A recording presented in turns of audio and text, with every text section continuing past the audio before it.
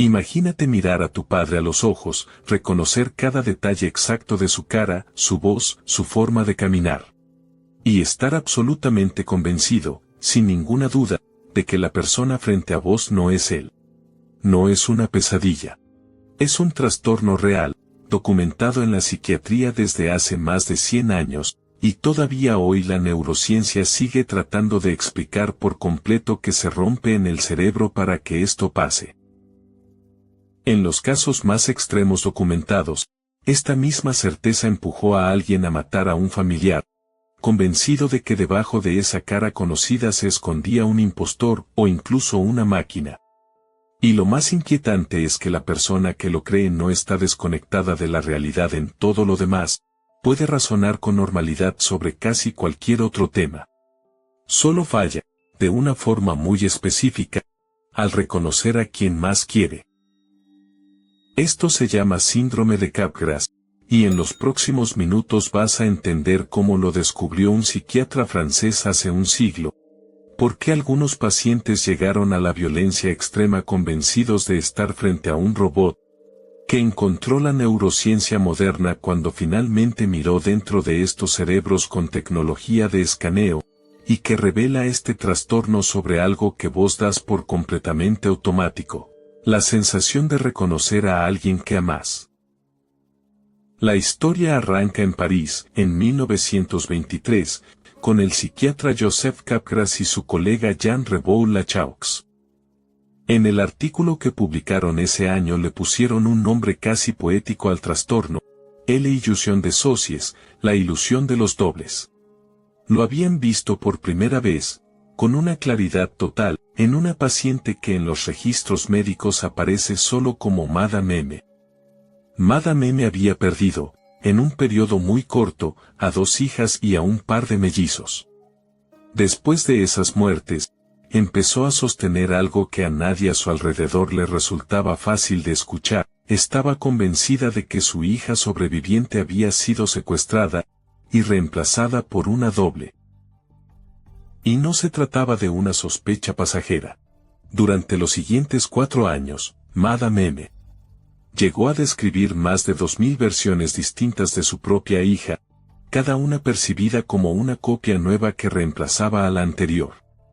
Para 1919 terminó internada en otro hospital psiquiátrico parisino, el Maison Blanche, donde quedó bajo el cuidado directo de Capgras.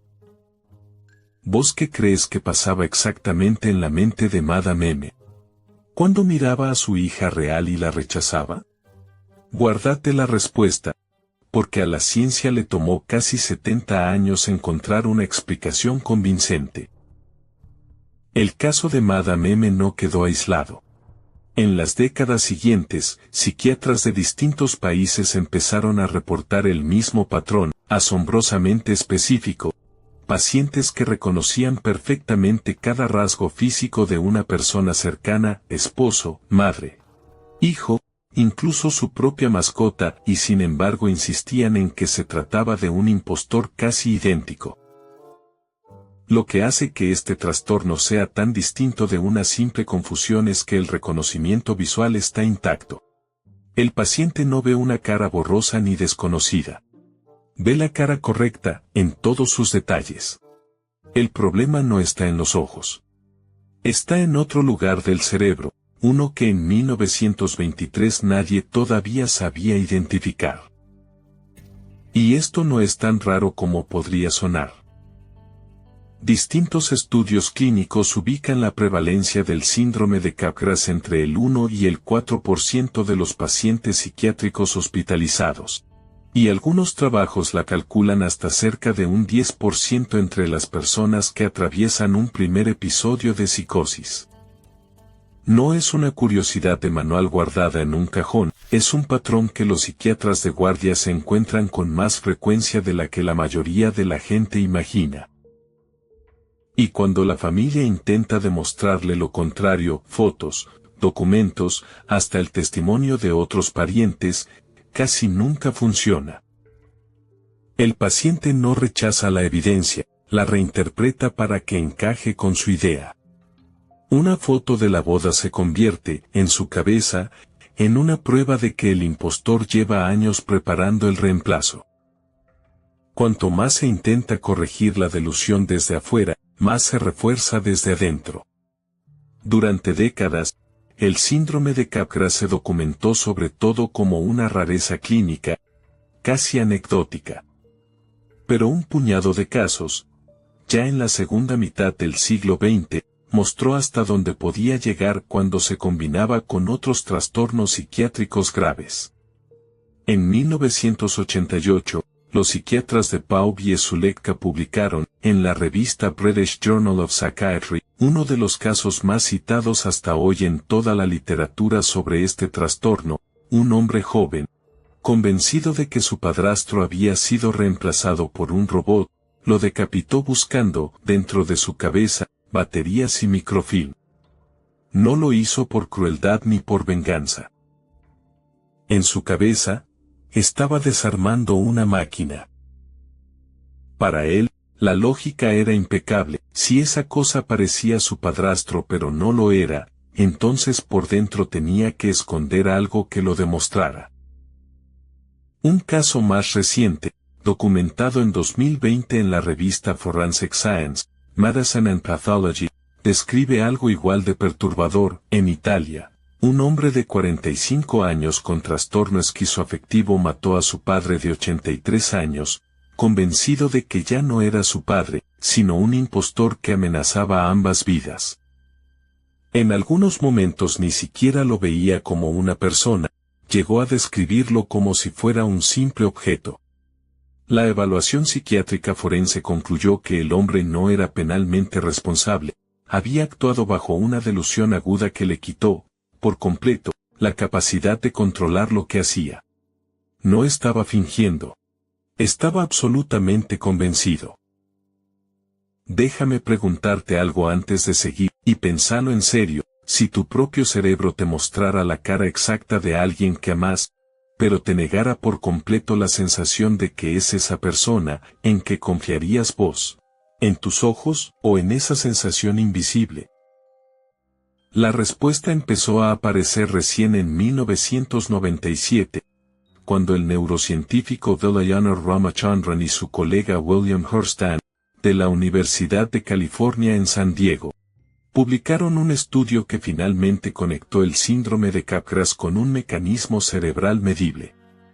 Cuando vemos una cara conocida, dos regiones distintas del cerebro trabajan juntas casi al instante, el área fusiforme, que identifica quién es esa persona a partir de sus rasgos, y la amígdala, que dispara la carga emocional, esa sensación cálida e inmediata de, esta persona me importa.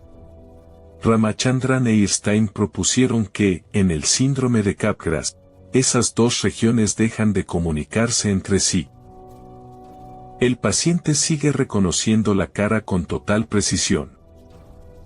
Pero esa carga emocional automática, la que normalmente acompaña sin que lo notemos a cada rostro querido, simplemente no llega. Y el cerebro, enfrentado a esa contradicción, no concluye, no siento nada, qué raro. Concluye algo mucho más fácil de aceptar, esta persona no es quien dice ser. Para poner a prueba esta idea, los investigadores midieron la respuesta de la piel de los pacientes, la misma que usan los detectores de mentiras mientras les mostraban fotografías de rostros familiares y desconocidos.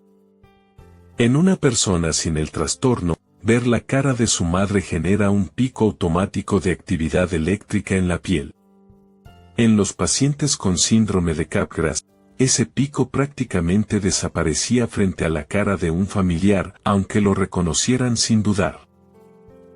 Fíjate en esto un segundo, vos nunca sentís, de forma consciente, esa descarga emocional cuando ves a alguien que querés. Simplemente sabes que es esa persona, y punto. Este trastorno demuestra que, detrás de esa certeza tan simple, hay todo un mecanismo invisible funcionando sin que jamás lo notes.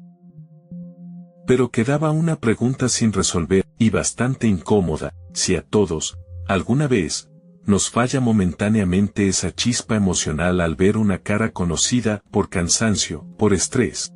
¿Por qué no todos terminamos convencidos de estar frente a un impostor? La respuesta que hoy domina la investigación se conoce como el modelo de los dos factores, desarrollado por los psicólogos Martin Dedis y Max Coldhart, entre otros. El primer factor es exactamente esa desconexión entre reconocimiento y emoción que describieron Ramachandran e Irstein. Pero hace falta un segundo factor, una falla adicional, generalmente asociada a daño en el hemisferio derecho del cerebro, que le impide a la persona evaluar y descartar una idea absurda como algo imposible. En otras palabras, el primer factor genera la sensación extraña. El segundo factor es el que impide que el cerebro se diga a sí mismo, esto no tiene sentido, tiene que haber otra explicación. Sin ese segundo fallo, la mayoría de nosotros descartaríamos la idea en un segundo. Con los dos fallos juntos, la idea más absurda se vuelve, para quien la vive, una certeza total. Hay incluso un espejo casi perfecto de este trastorno que confirma la teoría, la prosopagnosia o ceguera para las caras. Ahí pasa justo lo contrario. La persona no logra reconocer conscientemente ni siquiera el rostro de su propia madre. Pero su piel sí reacciona, con esa misma descarga emocional automática, aunque su mente consciente no sepa por qué. Es la prueba, en espejo, de que reconocer a alguien querido no es un solo proceso, son dos, y pueden separarse. Existe incluso una versión inversa de este trastorno, casi un espejo del espejo, el síndrome de Fregoli, descrito por primera vez en 1927 por los psiquiatras franceses Paul Courban y Gabriel Fall. Ahí la persona no deja de reconocer a sus seres queridos. Cree, en cambio, que distintos extraños son en realidad la misma persona, disfrazada una y otra vez para perseguirla. Dos trastornos casi opuestos, y ambos apuntan al mismo lugar del cerebro donde se decide, en silencio, quién es quién. Y esto lleva a otra pregunta, ¿hace falta haber estado psiquiátricamente enfermo toda la vida para que esta desconexión aparezca? La respuesta, otra vez, sorprende. El síndrome de Capgras no aparece solo en personas con antecedentes psiquiátricos previos. También se documentó después de traumatismos craneales, accidentes cerebrovasculares y otras lesiones cerebrales agudas, muchas veces en personas sin ningún historial psiquiátrico anterior. Y en varios de esos casos, a medida que el cerebro se recupera de la lesión, el paciente vuelve a reconocer, con la sensación completa, no solo con los ojos, a las personas que ama.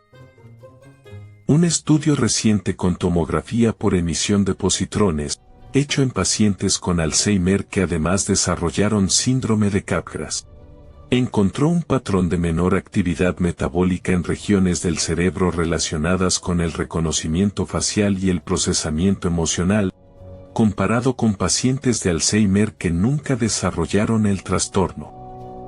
La demencia por cuerpos de Lewy muestra una asociación todavía más fuerte, según estudios clínicos recientes, hasta un 10% de esos pacientes puede llegar a atravesar algún episodio de este tipo.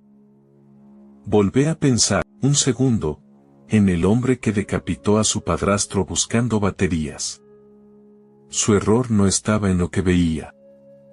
Estaba en una desconexión de milisegundos entre dos regiones de su cerebro, sumada a una segunda falla que le impidió, ni por un instante, dudar de su propia conclusión. Dos fallas invisibles, y el resultado fue una tragedia real, documentada, con nombre de revista científica y todo. Hoy no existe todavía un tratamiento específico y garantizado para el síndrome de Capgras en sí mismo. El abordaje actual se concentra en tratar la enfermedad de base, antipsicóticos, en algunos casos, o el manejo de la demencia subyacente y en generar entornos que reduzcan la angustia del paciente, en lugar de discutir de frente con su delusión, algo que casi nunca funciona. Lo que este trastorno deja claro, de forma bastante incómoda, es que reconocer a alguien que amas nunca fue solamente un acto de memoria o de lógica. Es, sobre todo, una sensación que tu cerebro genera en silencio todo el tiempo, sin que jamás te des cuenta de que está ahí.